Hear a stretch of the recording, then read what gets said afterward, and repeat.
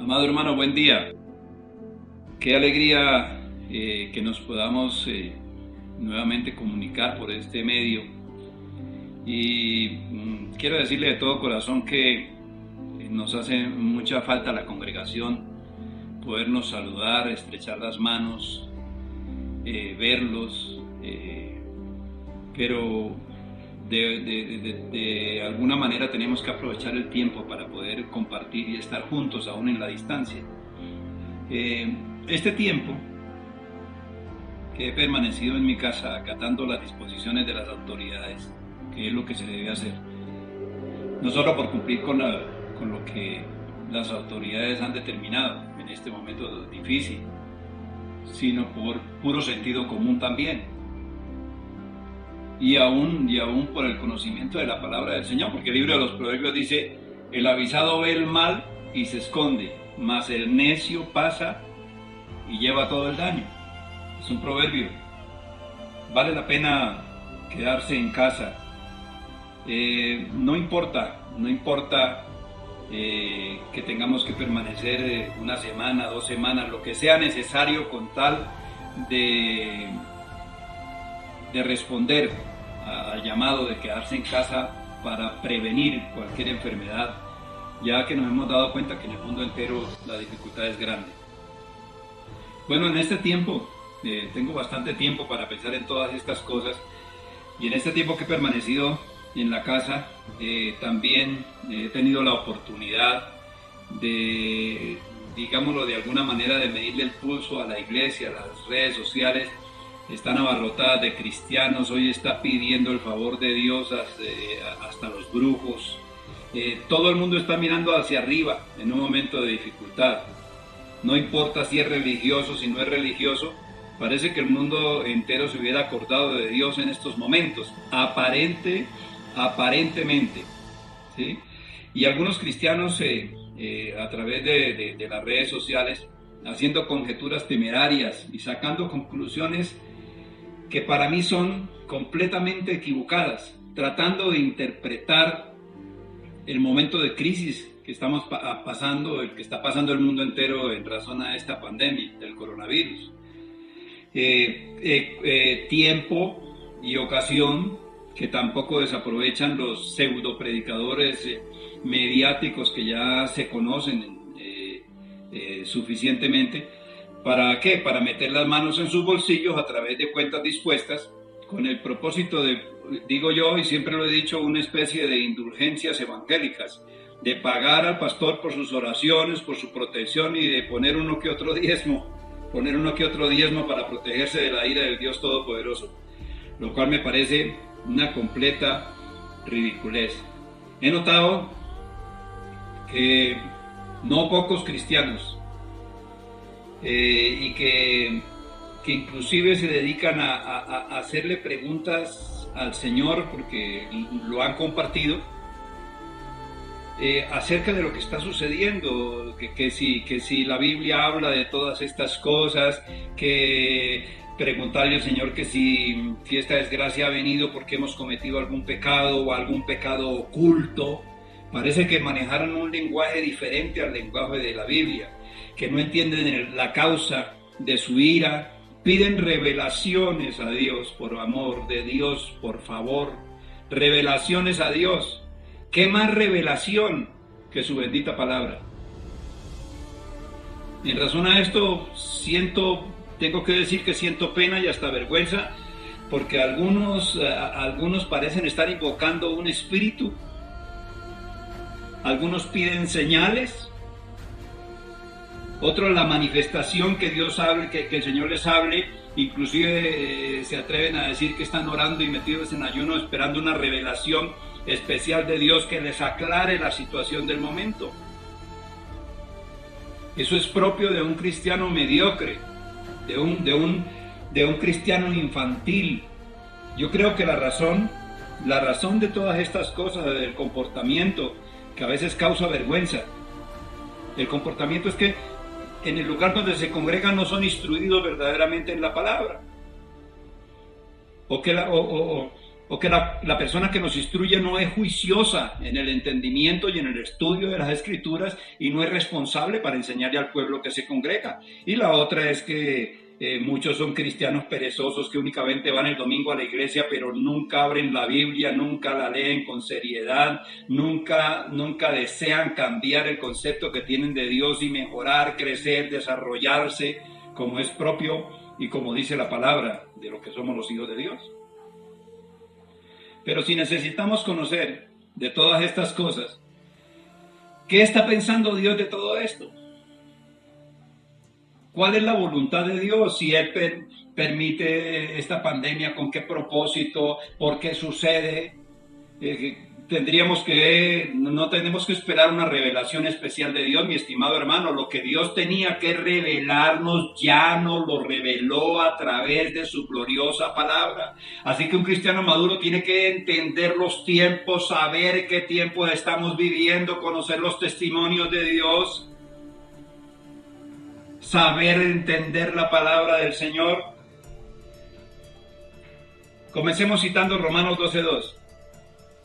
Dice, no os conforméis a este siglo, sino transformados por medio de la renovación de vuestro entendimiento, para que comprobéis cuál sea la voluntad de Dios agradable y perfecta. Sí, es verdad, este texto de la Escritura tiene que ver con el entendimiento del plan de Dios o el propósito que tenía Dios para el pueblo de Israel y también de los deberes cristianos. Está en ese contexto. Pero también debemos entender que conocer cada día más a Dios y conocer a través de conocerlo a Él, conocer su voluntad, conocer su deseo, saber qué piensa Dios, cuál es el propósito de Dios en cada cosa que sucede, es propio de una persona que a través de la Escritura tiene discernimiento. Así que puedo decir que en esta cita de Romanos es una disposición general de Dios. Es una disposición. Dios quiere que tengamos entendimiento, que tengamos discernimiento, que nos comportemos como personas maduras y que siempre que pidamos una revelación vayamos a la palabra de Dios. No hay otra revelación por encima de la palabra de Dios. En la palabra de Dios se nos reveló la revelación de la revelación de su propio Hijo. Tenemos que conocer el plan de Dios. Tenemos que entender la Biblia por lo que está escrito. No hay más revelaciones.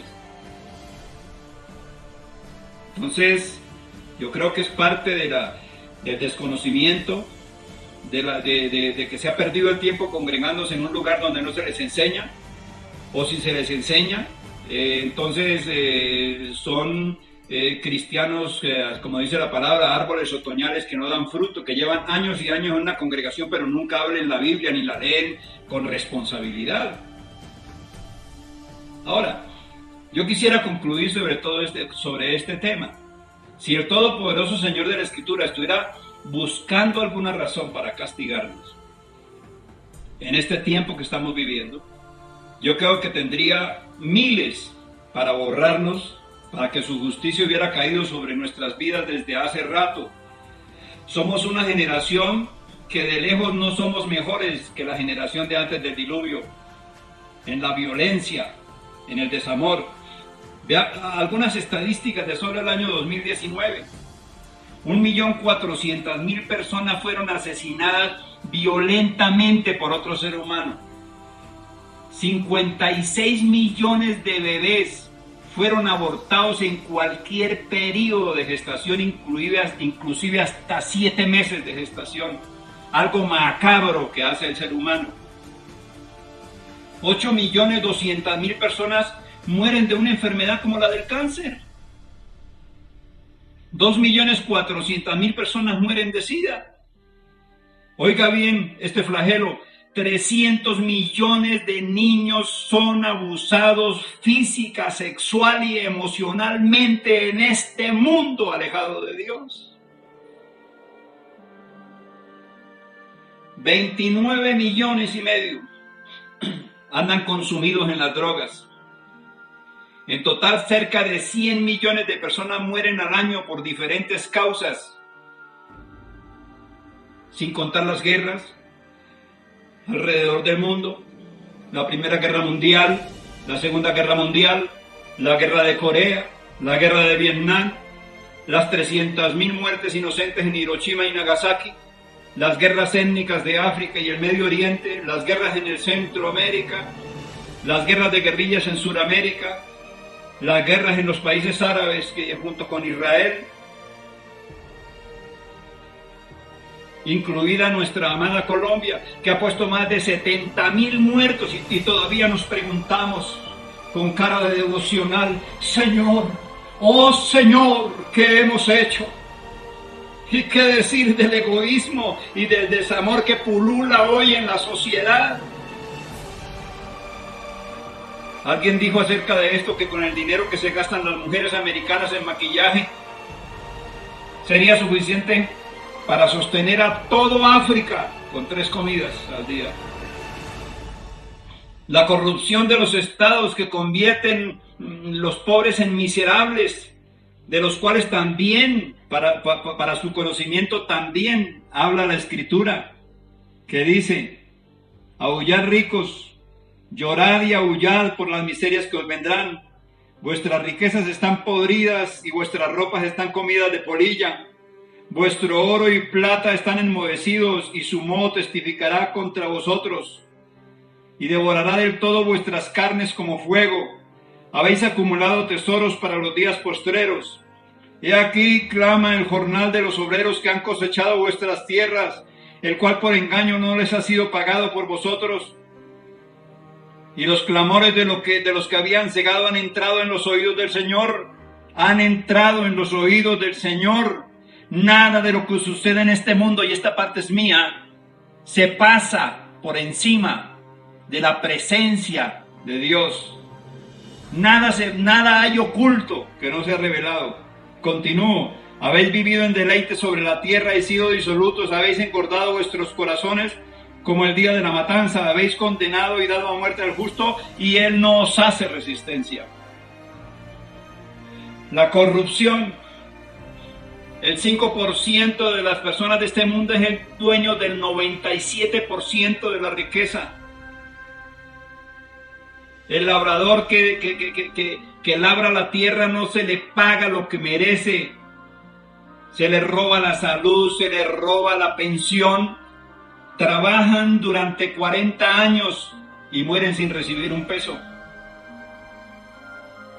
Todas estas cosas, sin contar el gran flagelo de la humanidad, que constituye el desenfreno hoy en día de la sexualidad, que atrapa los medios de comunicación, la música, los niños, los colegios, la adolescencia, en hechos tan, pero tan escandalosos, mi estimado hermano, que ni en Sodoma y Gomorra se han visto como se ven en la sociedad contemporánea.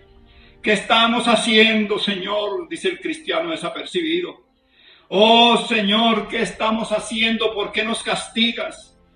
Y lo digo con un cierto sarcasmo, porque es que ya cansa una actitud como esa, de una mentalidad mediocre.